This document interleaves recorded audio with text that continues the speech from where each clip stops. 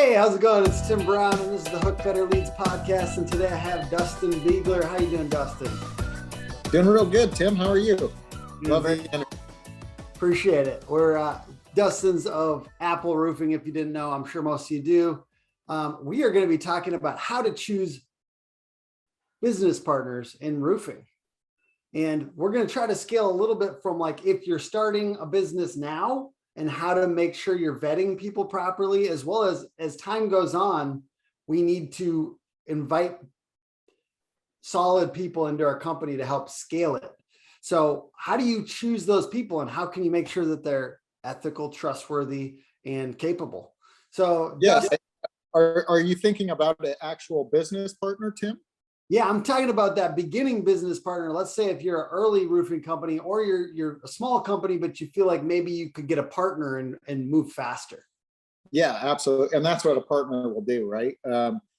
Yeah. So if I was to add my biggest advice on that, and I've been through two partnerships. Number one, make sure that your vision aligns, with what you want to do, where you want to go, how big you want to get, and then number two, before you take a partner on, I think you should always ask yourself, what skills are they bringing, or what resources are they bringing, and what am I bringing, right? And you guys should talk about that openly, strengths, weaknesses.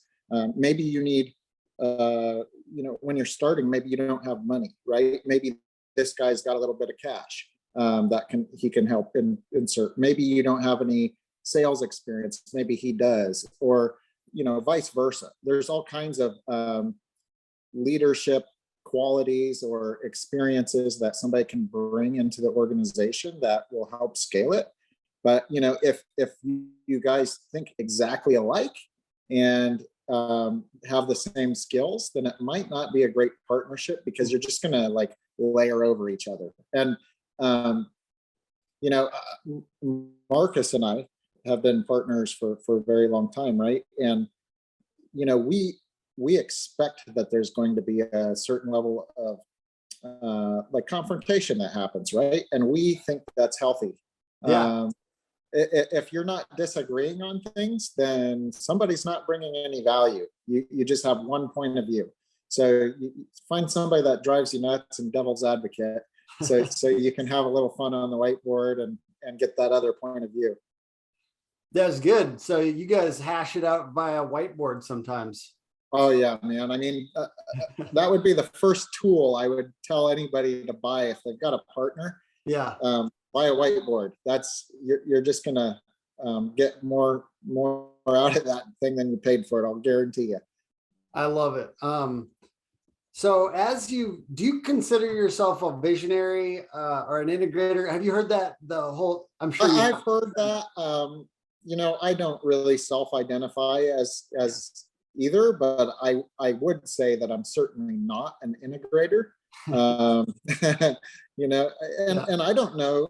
I don't know that I consider myself a visionary either. I mean, everybody's got ideas, but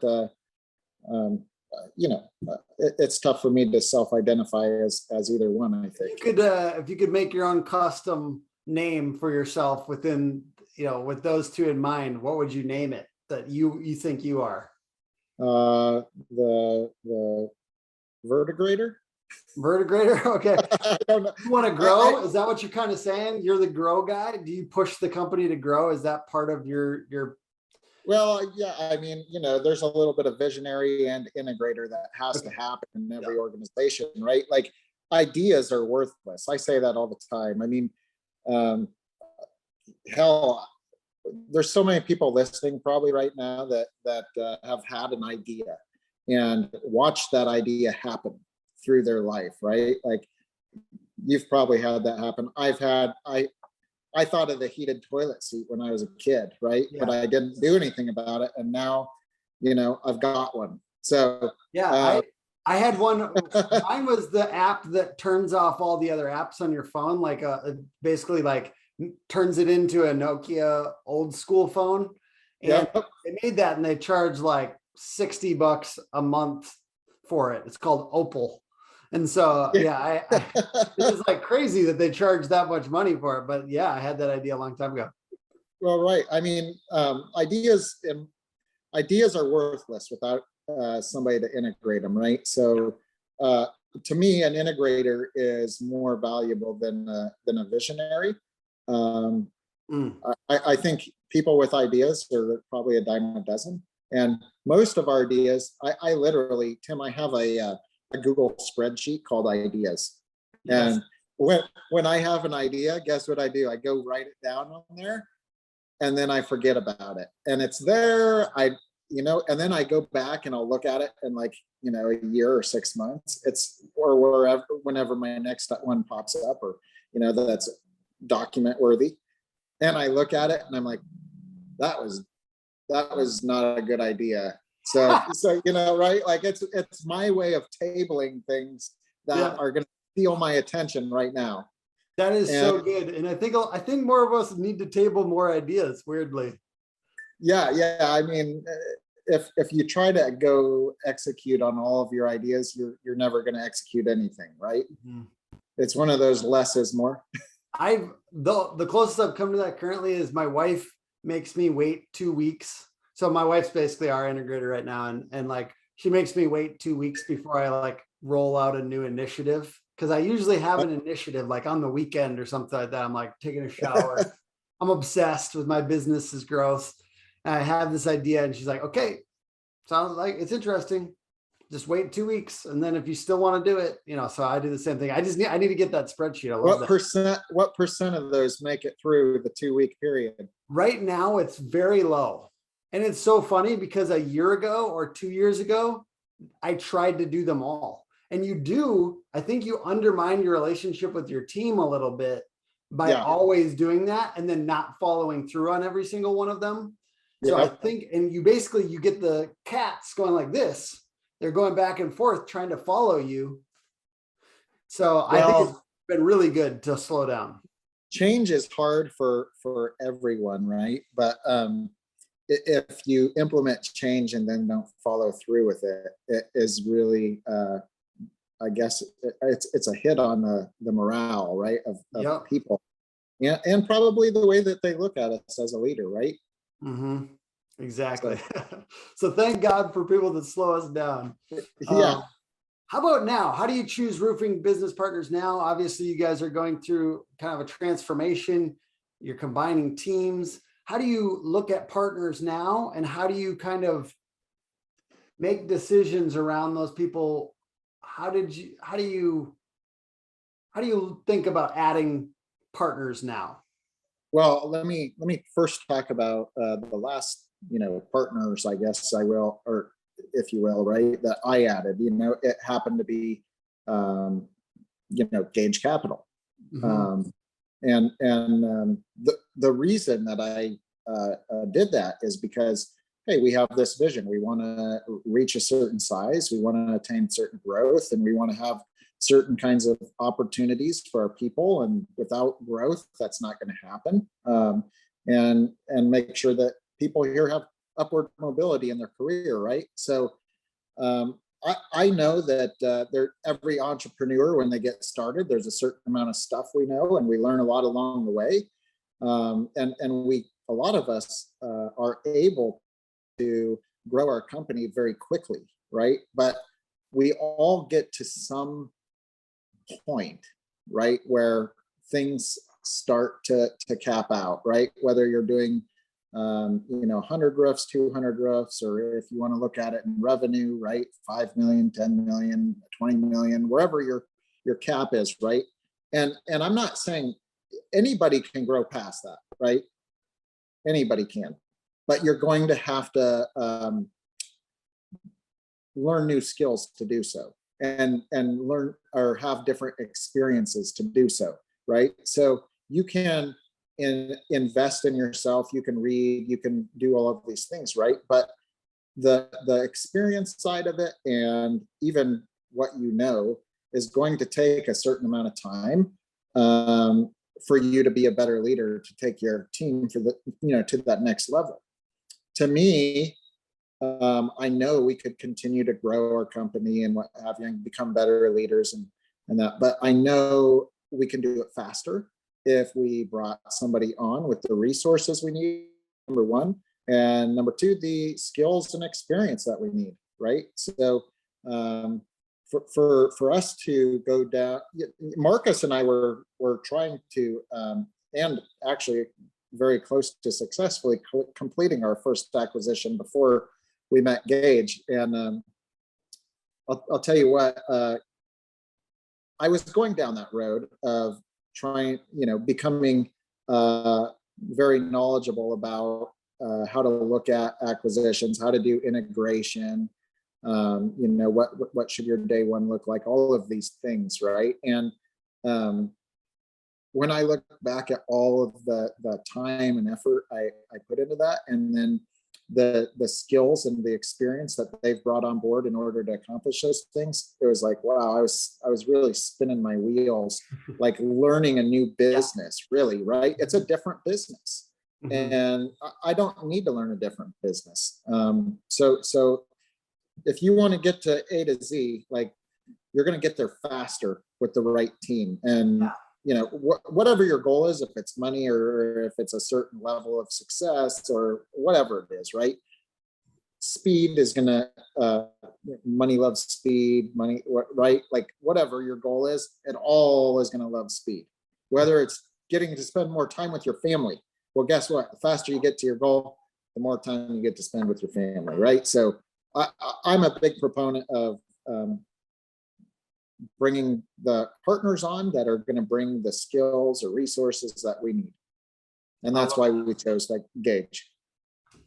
I love it. So give me your first couple lessons here. I know it's been a little bit, but it's pretty new, combining. Yeah. So what are some of your guys' lessons that you're learning in combining companies? I know that there's a number of people out there that are going through some of that. We'll go through some of that. How are you navigating that? What are you learning? Well, I'll tell you what, I would say we've probably taken a lot of bumps out of the road by bringing somebody with the right skill set on. We've hired outside counsel to help us do integration. So they're kind of helping us document the process and we're still not done. And with our first integration, right, between us and Crest. And yes, we've also partnered up with Triad Roofing out of Kansas City there, right?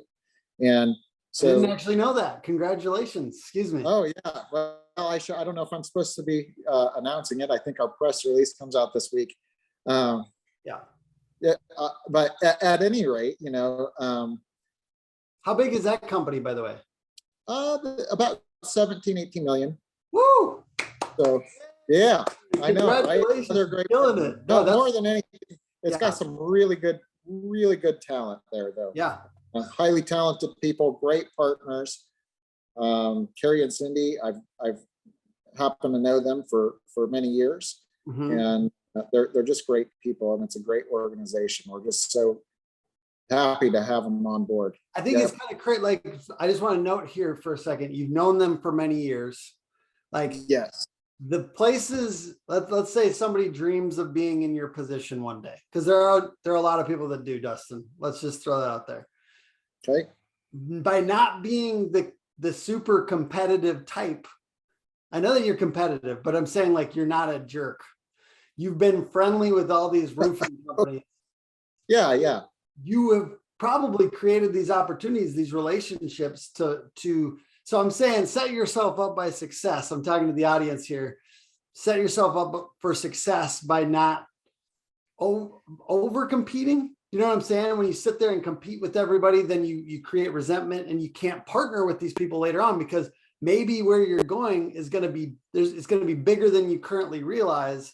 And you're going to need some of these people to fulfill your vision. You ever heard of, I think it's called teeter-totter competition? I want to hear about it. Okay, so the thought behind it is some forms of competition, and this is right, the wrong type is the only way you can be up is if you put somebody else down, right? Like a teeter-totter. Yeah. And that's not the case. One of the I've enjoyed a lot of very nice relationships with different roofing companies over the years, and I continue to do that, whether or not we're able to do business together or not. It just doesn't matter, right? I love the business and I love the people in it, and there's just no need for that teeter-totter competition. It'd be hard to combine companies as well later if you were. Yeah, absolutely. And as you kind of like done that, you've got this outside company helping integrate. What have you kind of like noticed and admired from the integration team that's been interesting to you that maybe you wouldn't have known before? Well, I got to commend everybody that has been involved in the process so far, because they really, the biggest thing is coming into the process with, I don't know if humility is the right word, but maybe just not an ego, right? We all in the roofing industry tend to be kind of mavericks, if you will, and we have our own way of doing things. And maybe it's I'm only going to buy this shingle, or I'm only going to buy from this supply house, or whatever it is, right? When you come onto a team, it's literally, hey, we're coming into this room to do something, as much as we can the same way, and we're going to discuss what that is. And it's not about who's right or who's wrong or somebody winning when you walk out of the room. It's like, hey, whatever the answer is, as we walk out the door, we all agree on it, and everybody got an opportunity to take part in coming up with that solution. So yeah, I would just say not having an entrepreneurial ego, right? Yeah. We all have those a little bit. You hear, like, hey, we all have egos, right? And sometimes it's really important because it's at the beginning, and like, what are those first 10 years are the hardest, right? But you kind of need some ego to get through some of those rough patches. Oh yeah. I mean, I kind of look back and I'm like, Tim, if you would have seen me when I was like 19 years old, I didn't know much, you know what I mean? But I was doing it. And I think I was probably about the cockiest I've ever been in my life at that age. And I think that's what they call compensation. I didn't know enough, so I pretend like I knew it all. It's kind of funny. You calm down later on when exactly. Don't need to. Yeah, exactly. So, I love it. So, got a few questions. You said money loves speed, and your goal loves speed. So I'm going to ask some questions about speed. Okay. How are you guys increasing capacity quickly? Well, number one, being able to really put people where we need them, right? So I'm gonna use Crest for an example. Crest is highly mobile, right? They're a highly mobile team, and Apple traditionally hasn't been near as mobile as Crest. So we more work 100 miles around a branch or what have you, right? But we do have a few team members that also like to mobilize for events, right? So with the new entity together, right? Crest used to have to maybe go into a market where maybe nobody's ever seen them, heard of them, they haven't worked in the town, right? Now, if we have an event happen in a geography that we're already in the past, we just didn't have enough resources to really take care of all of the capacity, right, that might be coming in when you're a hometown roofing company, right? And we're solving that problem. And matter of fact, I mean, the way that we've been able to work together has been really, really amazing. It's also, I mean, right after we closed, I think it was the day after, we had Hurricane Ida hit. And of course, Crest was going to go do that, right? But you know, they went down there, and I think about 8 team members from Apple went down there, and we worked really, really well together. You know, I wouldn't have been able to pull off what they pulled off down there, because it was I would have underestimated how much preparation it takes to go work a hurricane. I've never worked a hurricane. You know, so just seeing the way that they were prepared to do so was amazing. And then we happened to have a lot of synergy in that storm. For example, you know, it was very difficult to get enough materials, tarps or nails or what have you. So, you know, we sent, I think, 3 semis worth of felt and nails and that down to Louisiana in order to meet the capacity demands, which came from Apple. So yeah, it was just a real good demonstration, right? Day one, literally, that we could work really well together and create a lot of value in the marketplace. I love that. Okay, I'm gonna go into something a little spicier for a second, if you can handle it. Well, that's what I really want is honesty. It's not even that spicy. It's only spicy if you give me honesty here. Okay, all right. It's around courses and consultants. So have you utilized courses and consultants in your time? Basically, we're talking about creating, like, speeding things up, right? So to me, sometimes a coach or these types, like a course or whatever, some of these resource books even can be ways to increase your speed to be able to lead better or sell better or whatever it happens to be. What do you think? This is a glut now in the market of courses, consultants, and material. What is your take on all of this? And is there any that you think are good? And I mean, I know you're not going to trash anybody, but I'm saying, like, what do you think about all this? Well, I mean, you did say it. There's a lot of them, right? And how do you find the real ones, basically, is what I'm saying. Because right. I mean, number one, I would ask for references, right? And make sure you call the references, and make sure they're being real with you, right? Not just telling you, you know, trying to say salvage a relationship or maintain a relationship by, you know, just have some questions prepared that are probably going to get a real answer, right? I do agree with you that I think the market is flush with resources, and I think that's great in one way. You know, earlier in the conversation, I told you I was 19 and didn't know a damn thing, right? And I'll say this: what was that? 2000, 1999, right? Like, you remember dial-up? There wasn't a lot of resources on the internet, right? Other than Ask Jeeves, if you remember. Oh, I remember that. But I was making websites back then, weirdly. Yeah, I really, you know, I want to say that most of, or too many people spend too much time trying to get information and not enough time trying to execute on it.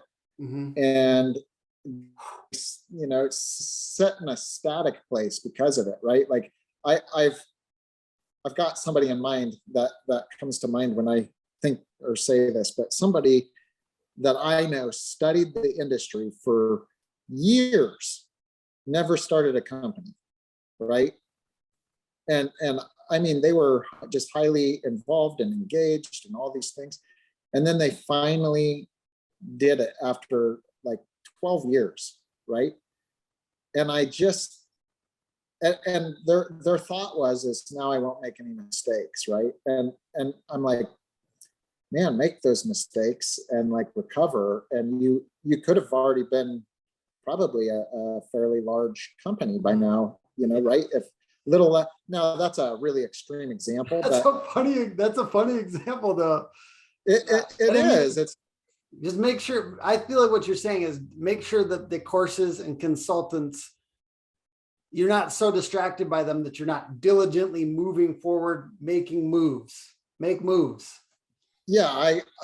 The struggle that I have with courses and consultants is they need to deliver a bunch of value. Okay. Well, the reality is they're pushing a lot of probably value into the owner, and really a company only needs like one piece of information, and cool, go spend the next 3 months implementing that thing and then come back for another piece maybe, right? Who's going to pay for that, right? Probably nobody. So that's so funny because I when I got a one coach, they said basically like you're doing 60-40 on marketing, and I need you to do the 60 on sales and the 40 on market. I just need you to shift it over to sales, not just Yeah. marketing. And like that was a really big shift, but you can't say that every single time you meet for 2 times a month. You know, like it gets a little old and redundant. So I was like, even though that was a really good nugget, how many times can you keep on saying that? Yeah. Right. Yeah. Well, and remember, now I think the coaching programs, if they can hold you to some sort of accountability, then there's probably value in it for a lot of owners, right? If it's just information, well, that, guess what? It's out there for free, right? Some people though enjoy having maybe the network that comes with it, or the culture that comes with it, right? Like there's a lot of reasons that I think you might choose to partake in something like that, other than just the information. All right. Well, last official question. We can go off the script a little bit, but it's basically just how do you speed things up? You know, let's just imagine what I think of as our audience. We have a lot of roofers from the $2 million to $10 million revenue range. Maybe they're starting to realize they need to focus on profit more, but they're still working on that. How do you speed things up? How do you get over that $5-6 million rut that sometimes happens? How do you push past? How do you speed past that a little bit if you can? Well, I think number one, and I think a lot of people are doing this more now than maybe what we saw 20 years ago, but know where you want to go, right? If you want to be at 10 million, then write it down, right? Does the team know you want to be at 10 million? And then if that's where you want to be, some people recommend, right? Well, then aim for 20 and you might hit 10, sort of thing, right? Mm-hmm. So start thinking about your business as, if we were doing this kind of revenue, what would the structure need to look like, right? Because, for example, like I said, I still talk to a lot of people in all different roofing company sizes, right? And some of them are still like thinking, hey, I need to check over like every single estimate that comes in to make sure it's profitable or whatever, right? Or maybe I don't trust my team to write estimates. They're going to leave me if they figure out how, or, all different types of like mindsets, right? And if you look at it and go, okay, I want to be at 10 million, can you do that? No, right? You're just not able to do all of the estimates at that size, right? So number one, you got to get over that, and start thinking, okay, I've got to have a structure. I've got a concern. How am I going to address that concern? If I'm worried that people aren't going to make money on estimates, how can there be a review process, right? That doesn't maybe involve me writing every estimate, or what have you. There's a lot of different ways you can approach it other than that, but something more scalable, right? But once you know where you want to go, I mean, you got to say, hey, okay, who do I need on my team, right, to get there? What kind of skills do they need? Do I have those people today, or do I need to go find somebody like that, right? What kind of resources do I need to get there? Do I need more money? Do I need funding? Right? Are you going to have to hire some higher skilled individuals than you have today? And maybe that's going to cause some bumps, right? In salaries or whatever. And then, you know, what's the time frame you want to get there in? And how are you going to measure it? Right? But once you've got kind of your mission lined out, in my mind, then just eliminate distractions. Have the idea Google Drive. That's probably one of the better takeaways from this podcast, for real. Because I think that's a lot of roofing company owners struggle. I talk to a lot of them, and there's so many good ideas, and I like hear them. I hear so many of them, and there's so many they're good ideas. And sometimes it's the opportunity cost of that idea takes away from your main thing. Yeah. Everybody wants to know like how to do something, right? And it's sometimes not the things you do, it's the things you don't do, right? So, you know, I was introduced to a method of tracking every minute of your day, right? There's a spreadsheet, and you basically do every 5-minute block of your day, you want to write down like, what did I do, right? And you start to compile that data, and then you kind of go categorize like what kinds of activities were those, and then you kind of get, after a couple of weeks, you know, you can shut that off, but it really gives you some insight into like how you're spending your day, whether you're walking around, you know, shooting the shit with your employees, or whether you're spending it on tasks that you shouldn't be doing, maybe, right? I want to throw one little nudge on an app there. There's an app called Timely that will take anything you're doing on your computer and kind of automatically show you what you were doing. So it like tracks everything on your computer and will show. You can use how much that are they paying for that nugget? What's that? I say, how much are they paying you to mention the time? I don't do any product placements yet. Actually, I did today on my meme thing. People paid me $220 to make the memes today on a live training. It was super fun. I've never been paid for memes before, so that was really fun. I love them.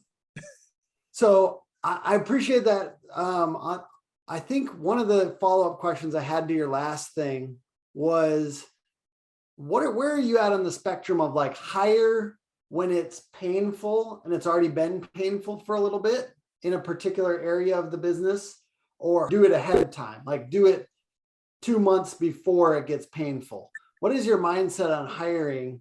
Because a lot of people, I mean, that's been a very difficult thing for me too in my business, but I know that that's painful for roofers too. So, well, I think that's you know, people tend to be too far one way or the other. So there's like a happy place in the middle, because you know, some people hire too many people and have too many layers of management, right? And middle management, if you will, is something that I think can become very heavy, especially as companies grow. Whereas your smaller companies tend to be very lean, right? And sometimes too lean to where it's causing people to maybe be unhappy with their role or feel too stressed out, right? I think it probably that a good way of trying to find that happy medium is based off of you know, the past experience you've had with growth, like how fast do you grow? Because I tend to lean towards hiring them before, you know, the dam breaks, if you will, rather than after. But I also know that it can be very painful to take that approach when you're starting, right? So it's you've got to be comfortable with the decision, right? You don't want to turn somebody over just because you're feeling pain and it hasn't paid off yet, right? So make sure you're ready to make the commitment. And you gotta be okay firing. I mean, that's the other thing we've talked about. Yeah. Basically, like if you haven't done your first few fires, it's freeing, actually, weirdly. Like you have to be able to do that, because it's not just, I think we talked about this last podcast too, but it's not just you that's feeling that pain. It's the other people on your team that are feeling the pain. And so Yes. it's actually generous to do that. So that's part of it, I think, too. Yeah, it's good for everybody involved if it's not the right fit, right? Even the person being released. Mm-hmm. Absolutely. Anything else you want to talk about? We don't need to land on fire people, but yeah, I know. Way to end it, Tim. Yeah. Well, it's always a pleasure. Is there anything else? What else is going on in roofing that we can talk about? What's up? I usually put these out pretty quick. So what's going down? You going to any events this summer? Man, I'll tell you what, that's another thing. There's a plethora of his events. Yeah. I mean, I don't know how many we need in the industry, but yeah, I do have this month. I've got 2 events I know that I'm going to. They're not roofing specific, but they're in the industry specific. So, do you have reasons why you would want to speak at an event? Well, yeah, I think that depends on what your mission and your goal is, right? But I think for me, if I get the opportunity to speak at an event, I usually say yes, because we're growing and we're doing a lot of that through new partnerships. Yeah. And so I think the more opportunities that I can take to get in front of other people in the roofing industry that is in kind of a very genuine type of setting, the better. They can self-identify. Could I invite you to speak at an event in Omaha, Nebraska, August? Oh, that's so far. August 17th through the 18th. Yeah, absolutely. We're doing one industry, one model with Jen Silver and TJ McCormack. And yeah, it's a little bit about selling financing and stuff like that, but there will be some good there. I'm sure that there will be a very good like operations topic that we'd love for you to kind of talk through if you're open to it. Yeah, absolutely. All right. Well, you heard it here first, folks. Dates pending. I mean, the confirmation pending, but Dustan may be speaking at that event. I'm very excited about it. I'm just starting to because I'm going to be on that tour with them. We're doing it in 11 cities, so that will be interesting for me. Kind of an opportunity. You got to take opportunities when you get them. I'm grateful that we've had a little bit of breakthrough with like our reputation in roofing, and obviously now we're like 70-80% roofers, so it's kind of happening fast. So let me flip this on you. Yeah, Tim. please. What was the number one thing, and I think I know the answer to this, but what was the number one thing, action, whatever you did, took, money you spent to get in front of people? What was the best spend, if you will, of energy, effort, resources, money that you saying recently? All the entire Hook career.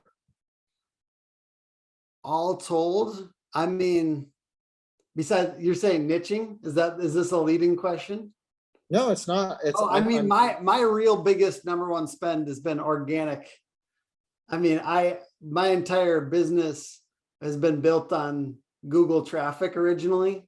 And so I would say twofold, like I have to do it in 2 because it's organic, because that built our business. I got like leads through Google organic traffic, which I just blogged and did content and stuff like that. And now it's partnerships and creating partnerships with other companies and getting in front of people that also have the attention of our ideal customer. So those are the 2 things for me. So do you believe that you would have had the opportunity to get those partnerships that are kind of helping you go to the next level without doing the upfront work first? Or would have you held enough value to them without kind of having a platform? Definitely the platform helps. Because a lot of people come to us and ask for something, partnership or whatever. And if I can't see evidence that they're doing good things and that people know about them, then it's hard for me to invest a lot of time in that. So I do think having a platform has been a big part of it. I like it. Yeah. Very good. All right, man. Well, thank you for hanging out. Thank you to the audience for watching. Get at Dustan, maybe. Get at Dustan at that event. Say what's up if he comes to that event in Omaha, August 17th through the 18th. And I appreciate everyone for checking this out. And I hope you guys have an amazing day. Bye. Hey, appreciate it, Tim. We'll see ya. Bye-bye.